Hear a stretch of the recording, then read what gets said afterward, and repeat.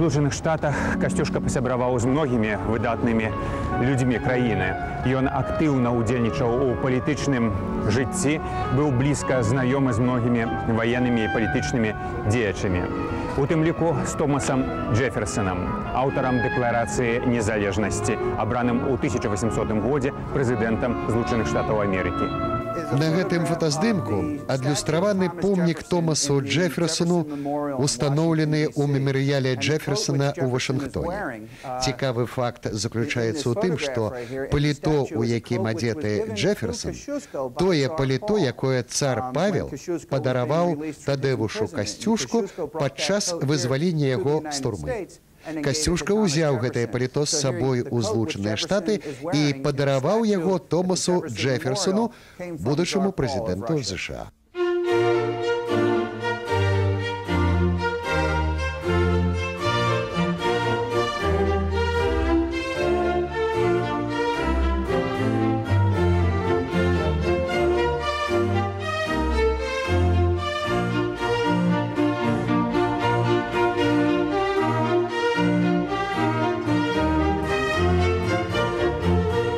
Французскі ўрад, жадаючы скарыстаць патрыятычна настроеных эмігрантаў з Рэчы Паспалітай, у студзені 1797 года пачаў фарміраваць у паўночнай Італіі польскія легіёны пад лозунгамі свабоды, роўнасці і братэрства, за вольнасць нашу і вашу. Яны выкарыстоўваліся французскім камандаваннем у барацьбе з Аўстрыяй. Імкнучыся скарыстаць аўтарытэт Касцюшкі для арганізацыі паўстання ў заходняй Украіне і паўднёвай Польшчы супраць Аўстрыі, дырэкторыя пра свайго консула ў Філадэльфіі схіліла яго абяцаннем ваеннай дапамогі ў барацьбе за вызваленне Рэчы Паспалітай да вяртання ў Еўропу. 5 мая 1798 года Касцюшка выехаў з Амерыкі і ў ліпені прыбыў у Парыж. Тут ён сустракаўся з прадстаўнікамі дырэкторыі, а таксама з Напалеонам I 17 кастрычніка і 6 лістапада 1799 года. Гэтыя перамовы ні да чаго не прывялі. Касцюшка пераканаўся, што буржуазны ўрад Францыі кіруецца толькі сваімі эгаістычнымі інтарэсамі. Знаходзячыся ў Францыі, Касцюшка, паддаўшыся ўгаворам Талейрана, напісаў зняважлівы ліст Паўлу I, абвясціў яму пра адмову ад прысягі і вярнуў атрыманыя ад яго грошы. З гэтага эстампа былі зроблены сотні копій, дасылаліся ўказанні, аб'явы, цыркуляры, у якіх прадпісвалася паўсюдна лавіць генерала Касцюшку, калі ён з'явіцца ў межах Расіі. Пачалася шырокамаштабная акцыя па пошуку Касцюшкі. Услужлівыя чыноўнікі злавілі некалькі дзесяткаў касцюшак, якія нават пад бізуном не прызнавалі сябе касцюшкамі, а аднаго з двайнікоў, вылаўленага на Ашмяншчыне, вельмі падобнага на былога кіраўніка паўстання, нават накіравалі ў Санкт-Петербург і змясцілі ў Петрапаўлаўскую крэпасць, у тую ж камеру, дзе некалі сядзеў Тадэвуш Касцюшка.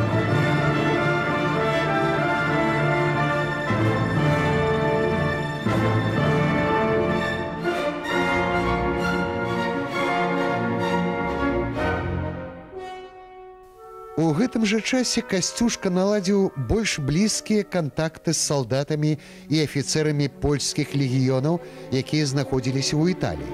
Аднак змагацца за радзіму ім не давялося. Французскі ўрад скарыстаў іх для вядзення вайны ў інтарэсах французскай буржуазіі ў Італіі, Егіпце ды іншых мясцінах, дзе частка іх загінула. Ідэі Вялікай французскай рэвалюцыі, а таксама вызваленчай барацьбы паўночна-амерыканскіх калоній зрабілі на Касцюшку вялікі ўплыў.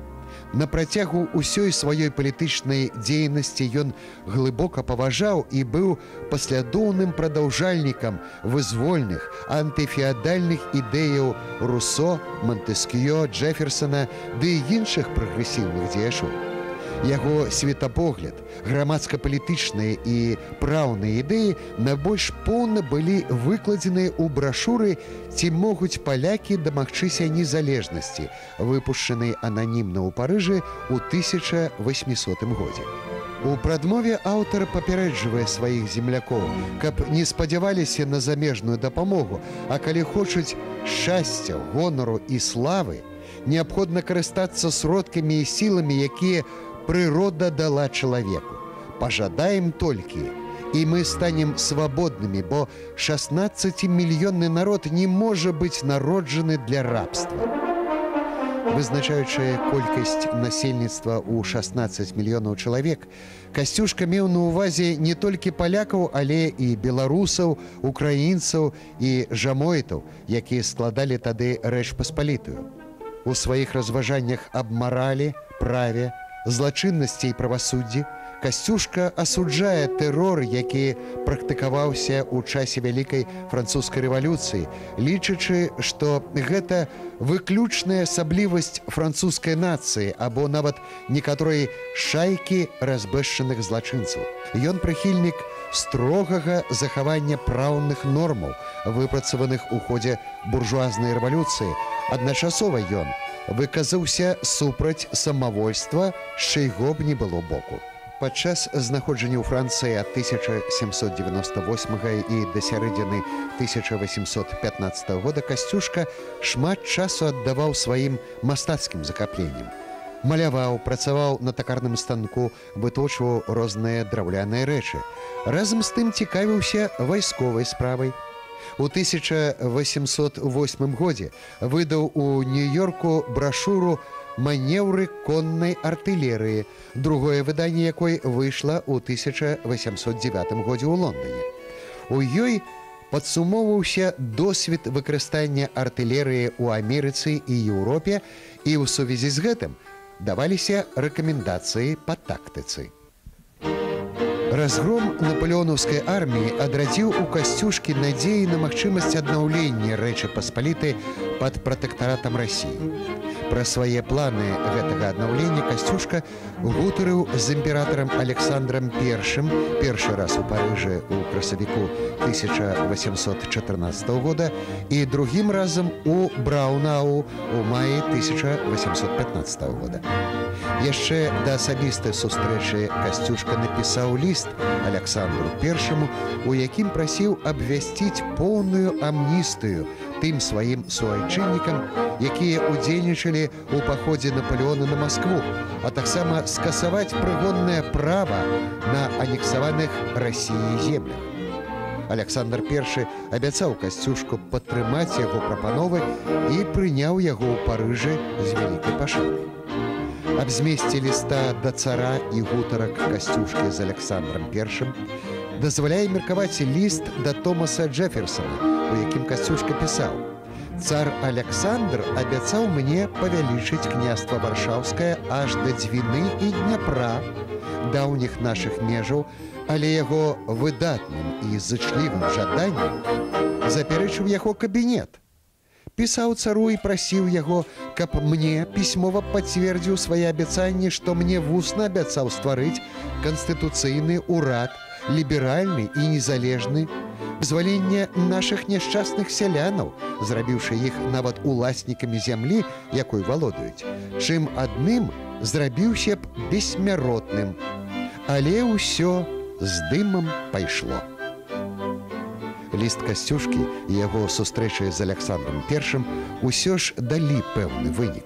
Цар абвясціў амністыю ўсім салдатам і афіцэрам, выхадцам з Польшы і Вялікага княства Літоўскага, якія знаходзіліся ў Францыі, дазволіў ім вярнуцца на радзіму са зброі і з захаваннем вайсковых званняў, пакінуўшы ўвесь корпус на вайсковай службе і аддаўшы яго пад камандаванне свайго брата, вялікага князя Канстанціна.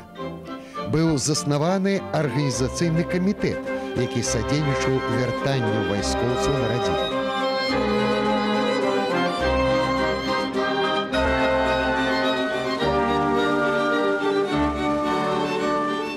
Кантакты з Касцюшкам узвысілі аўтарытэт Александра I ў вачах еўрапейскай грамадскасці, дазволілі яму заняць больш цвёрдую пазіцыю ў перамовах з Прусіяй і Аўстрыяй на Венскім кангрэсе, у выніку чаго ў маі 1815 года былі падпісаныя пагадненні паміж Расіяй, Прусіяй і Аўстрыяй аб варшаўскім княстве, а 9 чэрвеня генеральны акт Венскага кангрэса. Паводле трактата Венскага кангрэса заходнія і паўночныя часткі Польшчы заставаліся ва ўладанні Прусіі, паўднёвая частка Польшчы і частка Украіны ў Аўстрыі. Цэнтральная частка Польшчы была далучаная да Расіі і склала каралеўства польскае. 27 лістапада 1815 года Александр I падпісаў канстытуцыю польскага каралеўства, якая тады была найбольш ліберальнай у Еўропе. У ёй захоўвалася некаторая пераемнасць канстытуцыі 3 мая 1791 года. Прадугледжвалася выбарнасць адміністрацыі і суддзяў, выбарчае права пашыралася на значную частку насельніцтва, што дасягалася параўнальна нізкім маёмасным цэнзам. Парламент абіраўся наўпроставымі выбарамі усімі станамі грамадства з удзелам хоць і вельмі нязначным сялянаў. 8 ліпеня 1815 года Тадеуш Касцюшка пераехаў на сталае жыхарства ў Швейцарыю, сюды, у гарадок Салатурн. Пераезд быў выкліканы тым, што пасля рэстаўрацыі бурбонаў у Францыі пачаўся пераслед былых удзельнікаў рэвалюцыі. Была абмежавана свабода друку, узрос уплыў святарства. Аднак Касцюшка і тут працягваў актыўны удзел у грамадскім жыцці. У лісце да Адама Ежы Чартарыйскага ён прапаноўваў звярнуць асаблівую ўвагу на народную асвету. Менавіта пасля гэтага шэраг школ на Беларусі было адчынена з ініцыятывы Чартарыйскага, у тым ліку і вядомая Свіслацкая гімназія. Адам Чартарыйскі быў найбліжэйшым дарадцам Александра I. У 1803 годзе стаў куратарам Віленскай навучальнай акругі, куды ўваходзілі ўсе беларускія губерні, а з 1805 года сябрам Сената і дзяржаўнай рады. Касцюшка прапанаваў выдаць пастанову, каб кожны ўласнік быў абавязаны ў сваім маёнтку стварыць школу для сялян і ў адпаведнасці з агульным коштам маёнтка асігнаваць грошы на ўтрыманне настаўнікаў. Акрамя таго, на гэтыя ж мэты трэба было выдаткоўваць і царкоўную дзесяціну, якую плацілі сяляне. Ураду таксама рэкамендавалася паклапаціцца аб адкрыцці рамесных навучальняў, дзе б вучыліся рамёствам сталярнаму, цяслярскаму, кавальскаму, такарнаму, слясарнаму і іншым. У лісце Касцюшкі да Чартарыйскага гаварылася таксама, што неабходна палепшыць умовы жыцця простых людзей, а для гэтага трэба паступова зменшыць паншчыну і заахвочваць выкарыстанне найманых работнікаў для палявых работ і быць суровым для валацугаў, п'яніц, дармаедаў, якіх трэба скарыстоўваць на публічных работах, будаўніцтве дарог, каналаў, для брукавання вуліц з выплатай сціплага заробку. Для развіцця прамысловасці трэба адкрываць новыя фабрыкі, суконныя, папяровыя, металургічныя ды іншыя. Далей ён прапанаваў зрабіць захады, каб з часам усе сяляне маглі вызваляцца ад залежнасці і атрымаць ва ўласнасць зямлю. Пераехаўшы ў Салатурн, Касцюшка жыў на кватэры мясцовага войта Ксаверыя Цэлтнера. Гэта быў дом у самым цэнтры Салатурна каля гарадской ратушы.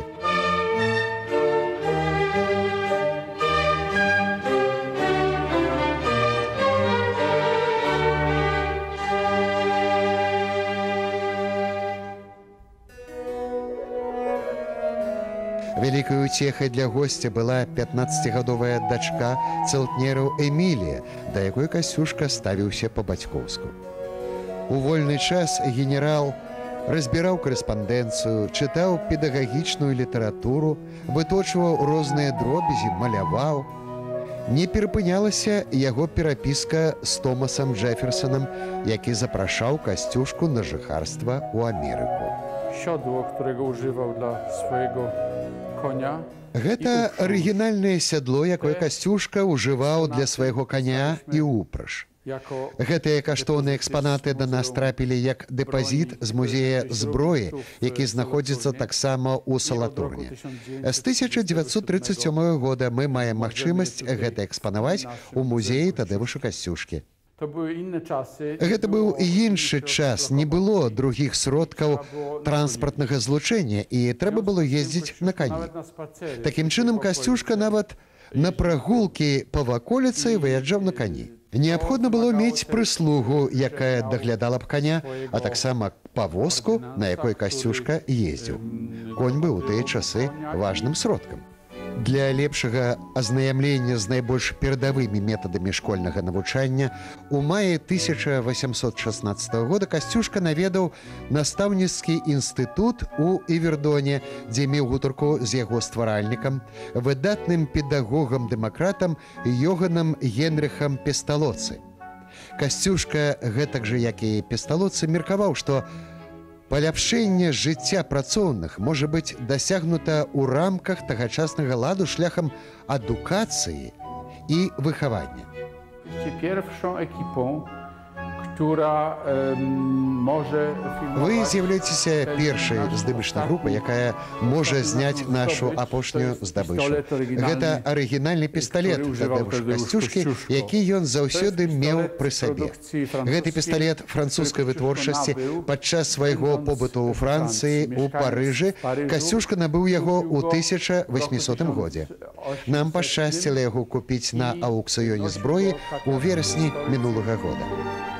2 красавіка 1817 года у прысутнасці натарыуса Касцюшка напісаў тэстамент на імя нашчадкаў сваёй сястры Ганны, у якім знішчаў назаўсёды ў маёнтку Сягновіча прыгонніцтва, прызначаючы ўсіх жыхароў грамадзянамі вольнымі ад усялякіх павіннасцей.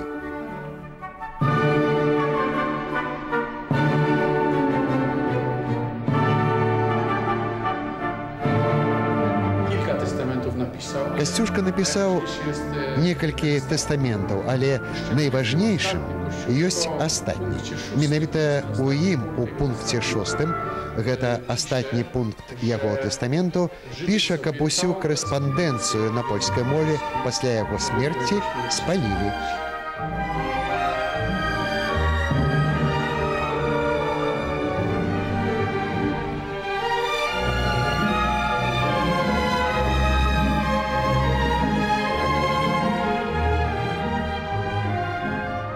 Jeszcze w Petersburgu na piśmie zobowiązał się.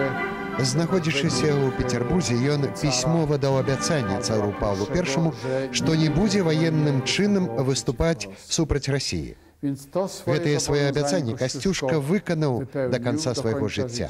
Аднак шмат яго карэспандэнцыі вялося з польскімі эмісарамі, з палякамі, якія ўтварылі польскія легіёны у Італіі і шмат іншых. У лістах неаднойчы выказвалася меркаванне аб аднаўленні незалежнасці Польшчы. Гэтая перапіска была надзвычай небяспечнай, калі б трапіла ў рукі да царскіх тайных агентаў.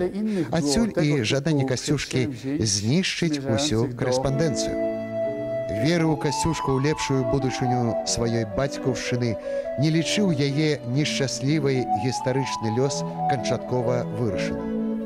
У лісце да Александра I за 2 гады да смерці ён пісаў: «Нарадзіўся я ліцвінам, смуга будучыні яшчэ пакрывае лёс маёй роднай зямлі». Kościuszko do końca życia był człowiekiem bogatym. Калі гаварыць пра спадчыну, то можна сказаць, што Касцюшка напрыканцы свайго жыцця быў вельмі багатым чалавекам. Сваё багацце галоўным чынам ён зарабіў у Амерыцы за 8 гадоў свайго знаходжання там. На сённяшнія грошы гэта можна ацаніць у 6,5 мільёнаў швейцарскіх франкаў альбо ў 5 мільёнаў долараў. Франков швейцарскіх. Так здарылася, што дачка ўласніка гэтага дома, дзе жыў Касцюшка, Эмілія Цэльтнер, пазнаёмілася з князем Маразіні і маладыя закахаліся. Аднак князь сказаў, што ён не можа пашлюбіць дзяўчыну без пасады. Эмілія аб гэтым расказала Касцюшцы, і Касцюшка запэўніў яе, што пасля яго смерці частка яго спадчыны дастанецца Эміліі. І так адбылося. У гэтым месцы любіў бываць Касцюшка. Звычайна вярхом на кані альбо пяшком ён прагульваўся сюды. Прачынаўся о 5 гадзіне раніцы і рабіў свае вандроўкі па ваколіцах Салатурна.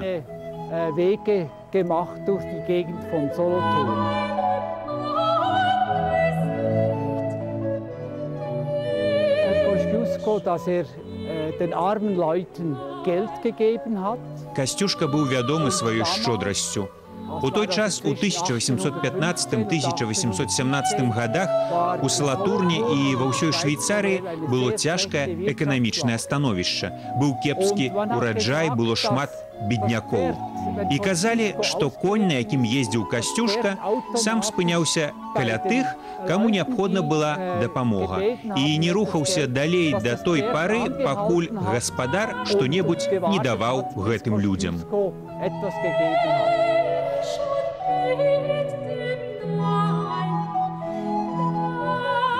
Летам Касцюшка наведаў Жэневу, а восенню пасля вяртання ў Салатурн адчуў моцныя галаўныя болі і вымушаны быў злегчы.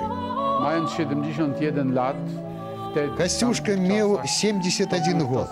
У тыя часы гэта быў значны ўзрост.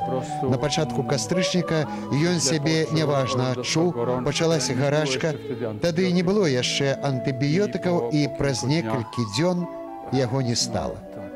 Памёр Касцюшка ў Швейцарыі, у Салатурне, 15 кастрычніка 1817 года. На 4-й дзень апоўдні адбылося пахаванне героя. У жалобнай цырымоніі ўзялі ўдзел велізарныя натоўпы жыхароў Салатурна. Ва ўсіх царквах гучалі званы. Адпявалі Касцюшку у гэтым храме безаганнага зачацця Найсвяцейшай Панны Марыі. Пасля цела пераклалі ў алавяную труну, якая была апячатана. Затым памешчана ў дубовую труну і апушчана ў пахавальны склеп пад вялікім царкоўным алтаром.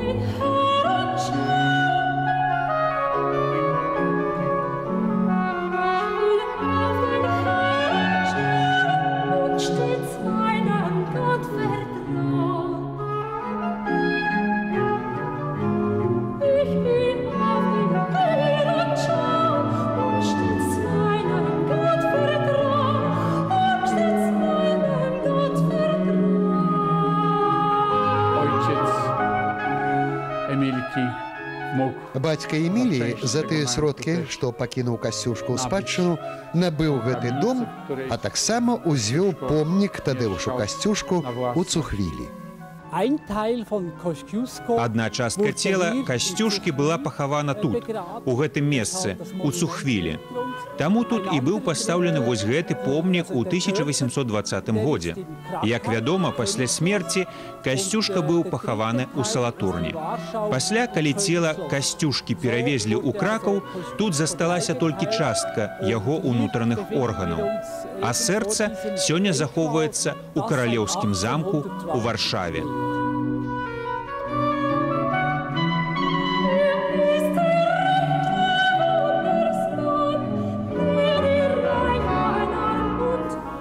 У снежні 1817 года сход прадстаўнікоў Кракава прыняў рэзалюцыю аб пераносе праха Касцюшкі ў кракаўскі Вавель.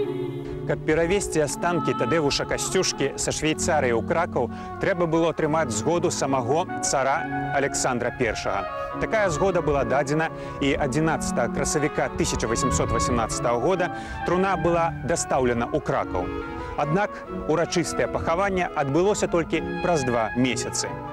23 чэрвеня 1818 года труну з астанкамі Тадеуша Касцюшкі даставілі сюды, у каралеўскую крыпту святога Леанарда на Вавелі. Пазней быў зроблены гэты мармуровы саркафаг, у яго ў 1832 годзе і перанеслі труну з астанкамі нацыянальнага героя.